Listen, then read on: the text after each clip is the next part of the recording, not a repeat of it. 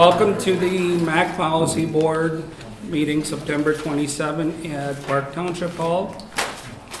And we'll try to make this a relatively short meeting and get you back up to enjoy the nice weather. Let's start with introductions on my right. Rusty Slisle of the MACC Authority Board. Kevin Kleinster, City of Zeeland. Joe Bauman, Ottawa County Board of Commissioners.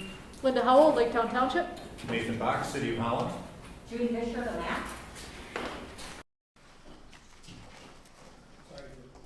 Ken DeWeert, Fillmore Township. Howard Bauman, Port Sheldon Township. Tom Bird, Ottawa Road Commission. Jim Gerard, Park Township, welcome. Tyler Kent, MDOT, Grand Region. Tom Hunk, Zeeland Township. Jerry Nice, Holland Township. Funkage Architects for the MACC, and got a couple of team members there. Kelly? Anton Towers with the MACC. Yeah. Our band logo with the Holland Senate. Okay, welcome. We have the minutes from our last policy meeting from July, I believe. And we just need approval of those minutes unless there's any changes or corrections. If I can get a motion. So moved. Support. Kevin, Linda, thank you. Kevin and Linda. Yeah. All in favor? Aye. Any opposed? Okay. Minutes are approved. Public comments, just open it up to the public. There's none. Before we get into the program, I just wanted to take a minute to really thank the team members at the MACC. Judy, Kelly, and Anton have all definitely gone above and beyond to help things keep moving. And so I just wanted to recognize them for that. So thank you. And this will be Kelly's last meeting here as a MACC employee. I'm sure as part of the ODC, she'll come back periodically to give us updates. So again, thank you for everything you're doing. All right, talking about which, Kelly, you're up next with the environmental program. All right, thank you. So first I have just a couple events that we've done recently that I wanted to just kind of share. Sorry.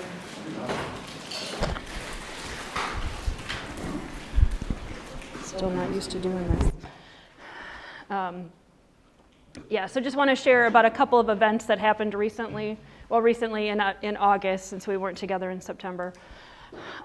So first was the West Michigan Green Infrastructure Seminar on August 19. This was the 5th annual seminar that we've held. It was at the Holland Civic Center. We were at the Civic Center in 2019. We were supposed to be there in 2020, but we pivoted to a virtual event last year.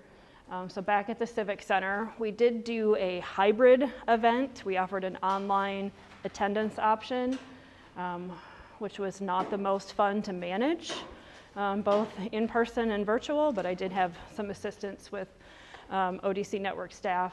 But we had about 40 people in person, about 10 that joined us online via Zoom. We had 2 presenters that presented virtually through Zoom, and then 6 presenters in person. We also had 10 exhibitors in the space that were all sponsors of the event. And then we had some activity rotation stations. You see here we did kind of a topographic mapping exercise. The Grand Valley Metro Council always does some kind of fun game. They played a game of Family Feud all about green stormwater infrastructure. So they had a really good time doing that. And the feedback was really positive on the overall program and the topics that we covered. Since we did have this virtually, we did record the meeting via Zoom, so it is available if anybody is interested. We don't have it publicly listed since people did pay for access, but I'm happy to share that link with the policy board if you're interested. There are copies of the PowerPoint presentations on our website. So any questions about that event. I think from the sponsorships and the registration, we did come out ahead. So we made a little bit of money, a few $100s, not a lot, but at least we were able to cover all the expenses. All right, and then just a week later, August 26th, we were part of a Farm Field Day, Cultivating Resilience. This is our second annual. We did not do anything last year, but this is in partnership with both the Allegan and Ottawa Conservation Districts, also the ODC Network, and then Nutrient Ag. So I think most of you remember Rob Vink when he was an agricultural technician at the MACC. He's now at Nutrient Ag, and so they allowed him to be part of the planning committee for this. And so we had a field day at Dykhuis Farms on one of those like 90-degree days. It was miserably hot. Ken stopped by, he can attest to that. But it was actually, we had some indoor sessions, and it was actually quite cool inside. They had these big fans running, so it was actually nicer to be in the barn than it was outside. But we had some outdoor sessions under tents. There were some exhibitors there too, some demonstration plots, a runoff simulator. And so we again got very positive comments. People really liked seeing those demonstrations. So it's certainly something we're want to make sure we incorporate in future events. And there's even some interest in possibly having one of these rainfall simulators in the watershed so we can utilize it for more events. And it certainly can be used to simulate urban runoff as well as agricultural. So working with ODC Network to potentially purchase something similar. This is quite the setup that MSU Extension has, where they have a water tank in a trailer and all the mechanized pumps to be able to actually make it rain. They have like a spigot that makes it rain, but it's pretty impactful. I mean, the farmers that saw this were, they took something home with them that day. I don't remember the overall attendance. I think we were between 70 and 80 people, so it was smaller than we did it 2 years ago. We were at about 120. But overall, a very successful event, and we've already started talking about what we might do differently next year. So we certainly are planning to do another one next year. Any questions about this one? No? Ken, did you have any thoughts you wanted to share? It was a very good day. The speakers were good. The question periods were good. The facility was fantastic. Oh, fantastic. Dykhuis Farms was a fantastic host. I don't think we'll be able to find anybody that'll measure up to the high bar that they set. They sure did. They got the room for it, and they certainly were welcomed us wholeheartedly. Right. Yes, and they were more than accommodating whatever we needed. We are fairly self-sufficient, but they made a big screen for us to project onto, and they have an ice machine there, so we were able to use ice right on site. So just those little things made a huge difference to our planning team. All right, so then the other thing I wanted to talk about today is provide a little update on the Sustainable Watershed Funding Initiative.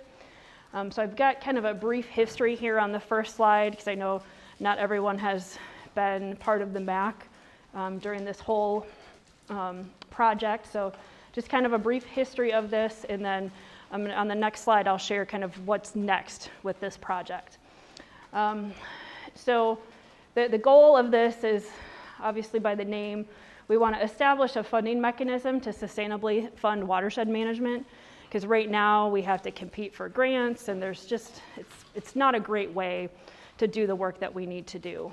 And so this was actually a project that Steve Bultice came up with, working in partnership with the Grand Valley Metro Council and the West Michigan Shoreline Regional Development Commission. I think it actually was talked about in 2014 with, under the previous administration, the Regional Prosperity Initiative. There was funding put out to the various regions in the state, and the West Michigan Prosperity Alliance wanted to do a call for projects within the West Michigan region for projects that had regional impact. And so this is the project that Steve came up with, working with the other area MPOs. And so we were successful in receiving funding. So the first round of funding we used to hire a consultant to do a feasibility, well, not really a feasibility study, I guess, more of an evaluation of what are some possible solutions and what do they look like. So just kind of laying out, here's 4 options, here's what they look like. And then we received a second round of funding from the Regional Prosperity Initiative to then facilitate discussions with our watershed partners throughout the 13-county region. So public sector consultants stayed on board with us to do that. And then the outcome of that was kind of, we built consensus on an approach that we wanted to move forward. So this model is basically a voluntary contribution, but with a watershed-based decision structure.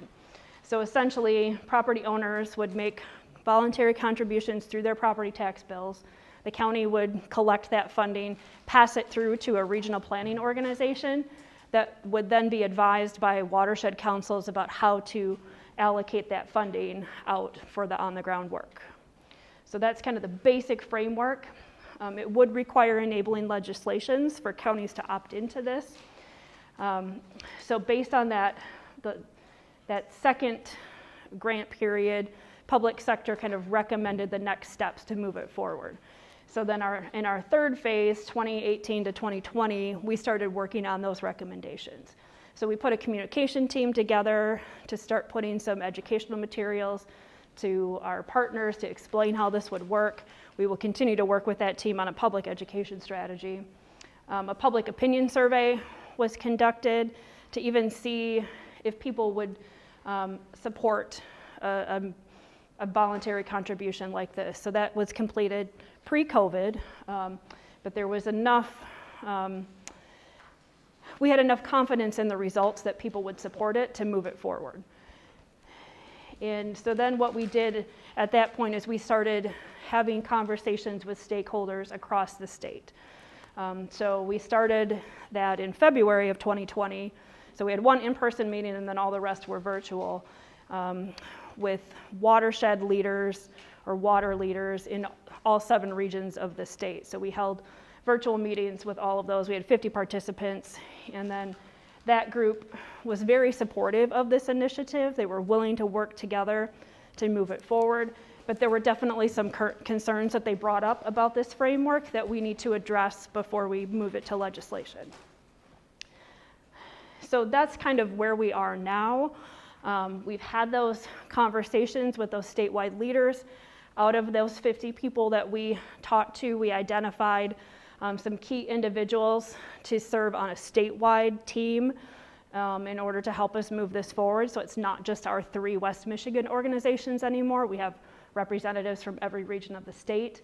And our biggest hurdle to move this forward is really fundraising. So we can continue to retain the services of a consultant. We can continue to pay the staff to have these conversations with other stakeholders.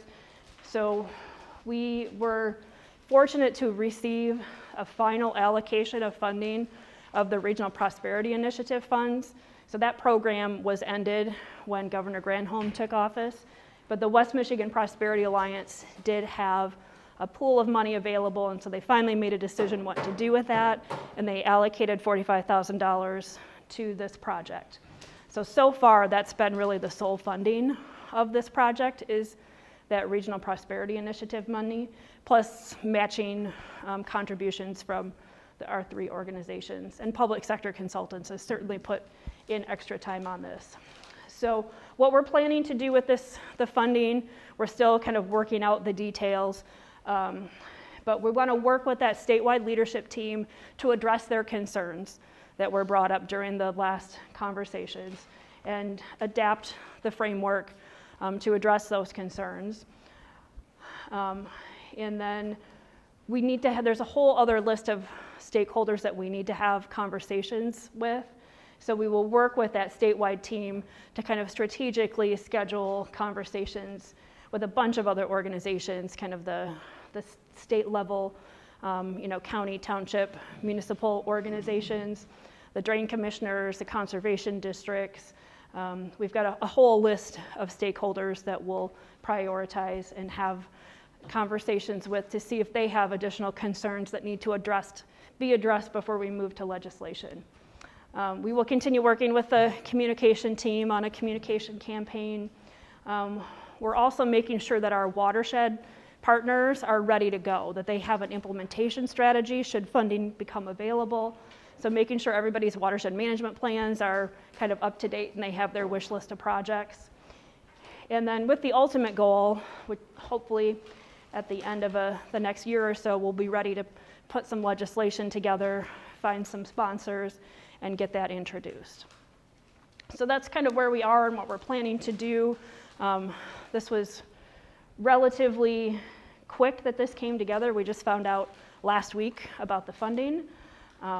So we were certainly happy to receive that. We already had kind of the tasks in mind, but now we'll formalize that and put a timeline to it and get moving. So, any questions about where we've been, where we're going with this project? No? Good? Okay. All right, thank you, Kelly. Up next, we'll cover some transportation issues, and Anton will walk us through some of those. Good afternoon, everyone. So yeah, as usual, we'll start out with TIP amendments for the fiscal year 20 to 23 TIP. In front of you, you should have just a spreadsheet of the two amendments.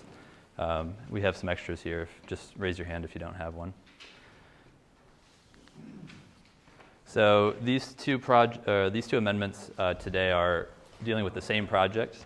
The ITS, which stands for Intelligent Transportation Systems.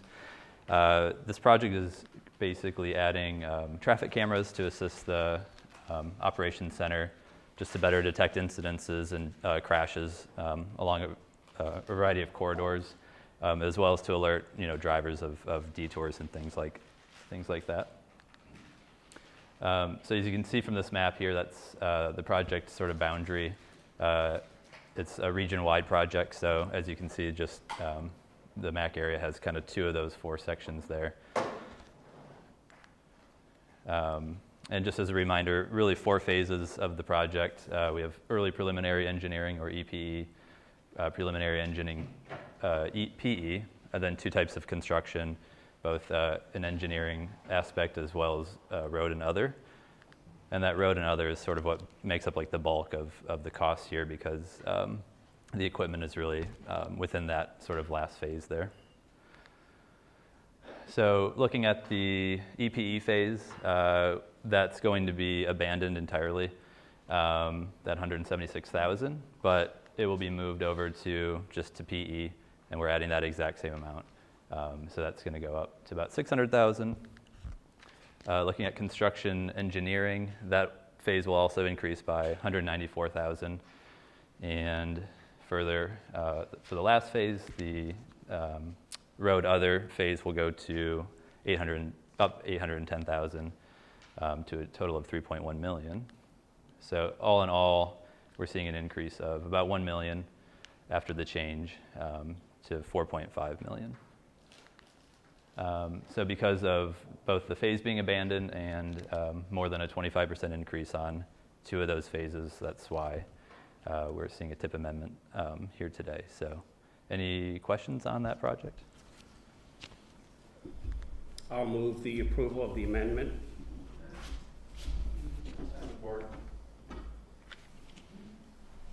All in favor?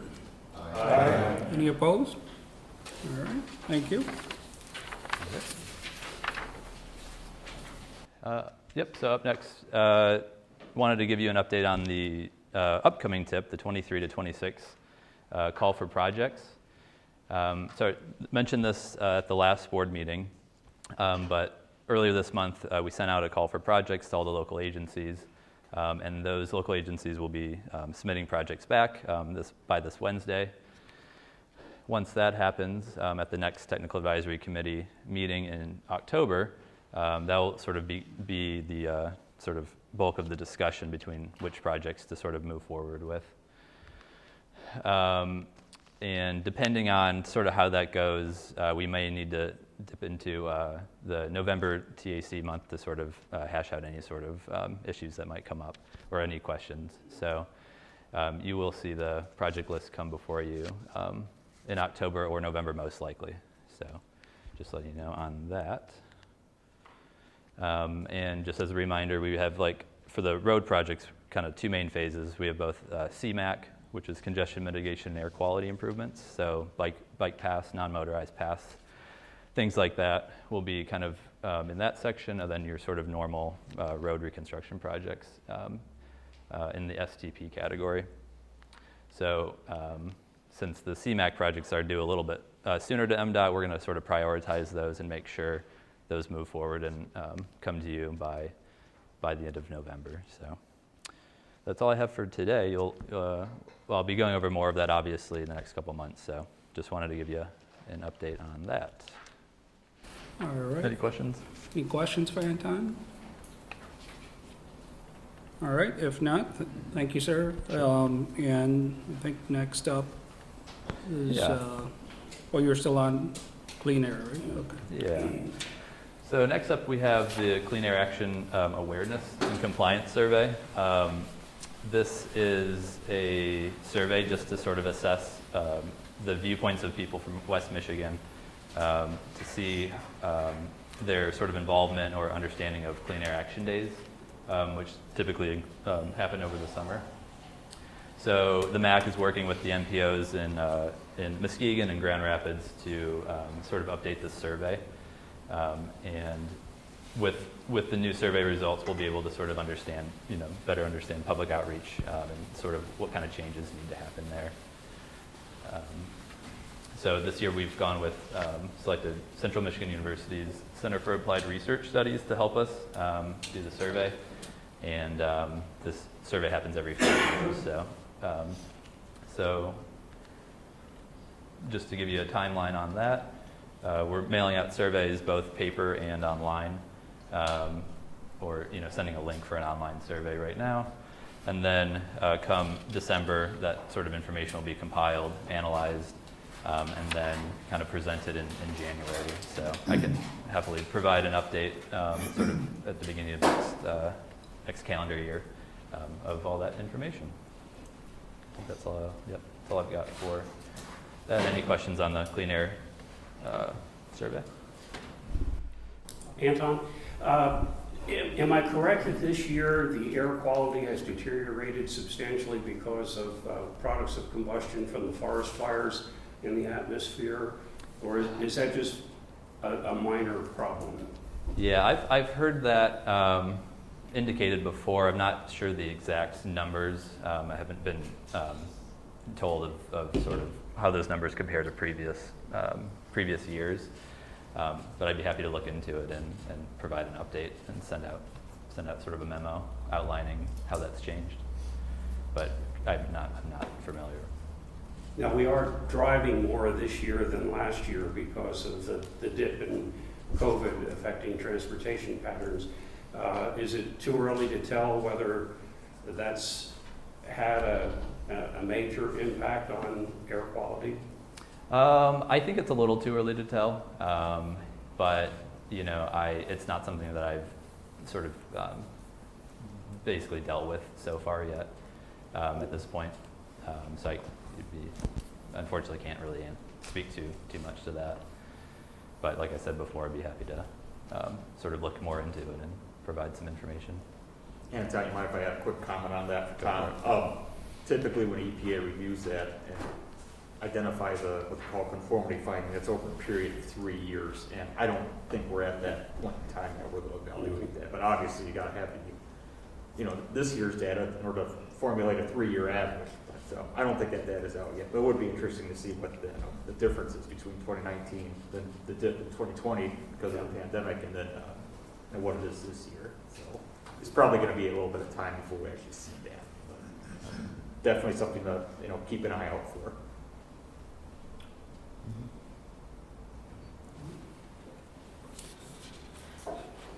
And there's no questions, further questions for Anton, Green Commute Week.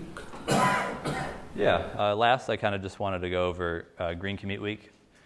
Despite the name, it actually when we had it for a month this year. We wanted to give people a little bit more time to participate, and especially as it was sort of taking a new approach. So we played a game of bingo, basically where every square was sort of a different green commute activity. And so you can see some examples listed there of what that might entail. Just want to provide a few photos of sort of the event this year. We had fewer participants than usual, but we think that, based on some lessons learned and some other ideas that we had, we can apply that to next year and sort of start kind of building from there. But it was also interesting. I wanted to note that before Tyler left, he connected me with a lady at the city of Valparaiso who puts on this like sort of night bike ride every year. So I went to that and made a little video on it too. But they have a couple hundred to 300 people participate. So we think that it'd be pretty neat to do something like that and build towards that. So I just wanted to let you know how that went. So any questions on that or ideas for the future? And if not, we'll certainly keep you updated for things that happen next Or year. if something comes up later, feel free to reach out to Anton. Thanks again, sir. I think we have Tyler up next with comments from MDOT. All right, I'll keep them short, like I promised. First of all, I want to echo what Pankaj said at the beginning. Anton, Kelly, and Judy, and obviously Pankaj, are doing a great job kind of keeping things on schedule, especially as we move forward with the TIP development schedule here. Really appreciate all the help and the involvement, communicating with others on this process as we move forward in the TIP development cycle here. So good work on that. A couple of just general updates. Our 5-year program, it's an annual program that is scheduled to be approved by our State Transportation Commission in November. Once we kind of get going with the TIP development here, I would like to kind of talk about some of the projects we have here in the MACC area in particular, just so it's in alignment with what other projects are going on around here as well. I think a few of us are probably pretty familiar with what's going to be happening over the next couple of years, but I'll keep revisiting it again and make sure that we're communicating the project information along. Then second, the state long-range plan, which is not too different than what the MPO here does every 4 years, is also scheduled to be taken up by the State Transportation Commission in November as well. And that's more of a policy level document as opposed to a long-range project-specific document. But it's still a federal requirement, so the department has spent the last probably year and a half developing that document. So as that comes out, I'll make sure to pass that along to folks so they're at least aware of it. And as we go into the next MPO long-range plan, it's something that we can use as a resource. So I think that's all I have today. So I'll take any questions on any of that stuff, or is anything else? Any questions for Tyler? Well, one thing's at least easier. We know which Tyler we're talking to. I know. I was confused too. Yeah. But, and Tyler's being very kind. The MDOT group has been very, very helpful to us. And,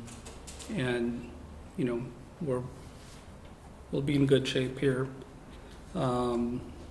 Administrative issues, just wanted to cover some of those. Executive director search, we had reached out to Ottawa County, who had helped us in the last couple executive director searches, but they're not able to help us this year because they have 41 jobs to fill, plus plus filling Al's position. And but Jake over there recommended GovHR as one option that I think the county is using to look for Al's replacement. So we're looking into that. They have different packages, and we're going to try, if we go, then we'll try to keep it on the lower end, which could vary from 5 to 10 grand. You know, should be within our budget, but that's not too bad for a search. We'll have to do, you know, interviews and things ourselves, so. And if we can find other ways to get it out there without paying for it, we'll do that too, so. But to expect some of that. Financial report, that's enclosed. I think overall we're in good shape. You'll see, as is typical sometimes, where there's variances in line items.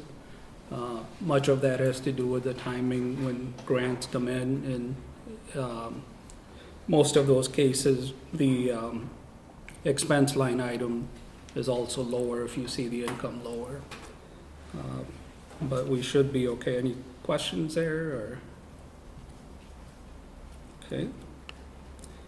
MACC Executive Committee report. It's just the minutes for your reference.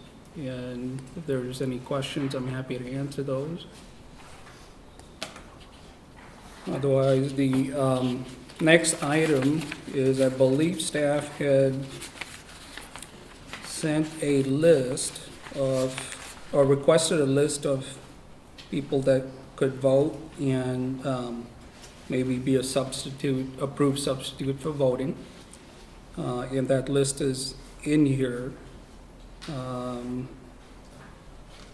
I think other than Fillmore Township, I think we have backups, I believe, for all of those.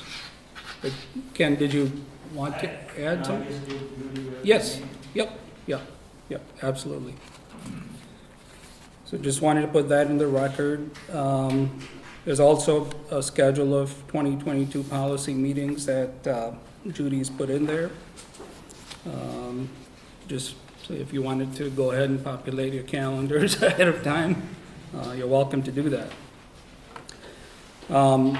Employee handbook modification. This is a request to approve a couple changes. One of the items that I noticed was that in our handbook, and I don't know if it was a typo or whatever, but the first year, there is no paid time off for employees. And my opinion, consulted with the exec group also, that's not very competitive in most labor markets, leave alone today. So we just wanted to extend that 17 days of accrual from the day that they start working. They do have to earn those days, so. And initially, we were thinking of a complete use it or lose it system, but I did make a small change where just because of the way it accrues, and I didn't want to be a complete Grinch, so we changed that to where you can carry 1 week over at the most, but you have to use it by the end of the following week. Prior to that, we had, just because we had long-term employees, things accrued, and then all of a sudden you have a surprise check to sign when people leave. And with Kelly going over to ODC, I felt it was a good time to also reduce that carryover amount, so we're not hurting anybody. But at the same token, we limit our exposure when the PTO builds up. So just not sure if this is something that needs approval, but I'll make a motion for, or if somebody can make a motion for approval, that'd be great. I'll make that motion. Oh, any questions, sorry. Just a point of clarification. Yeah. The new policy would be that people can accrue their paid time off, and at the end of the fiscal year, they can carry over to the next fiscal year a maximum of 40 hours. The rest of it evaporates at that time. Yes. Okay. Yeah. And then the carryover 40 would have to be used in the next fiscal year or lost. Yes. Okay. I just wanted to make sure I understood. Yeah.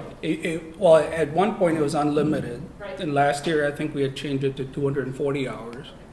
But that's still 6 weeks, so. I Yeah. just wanted to make sure I understood. No, you're those. exactly right. Yeah. I'll support the motion. Okay.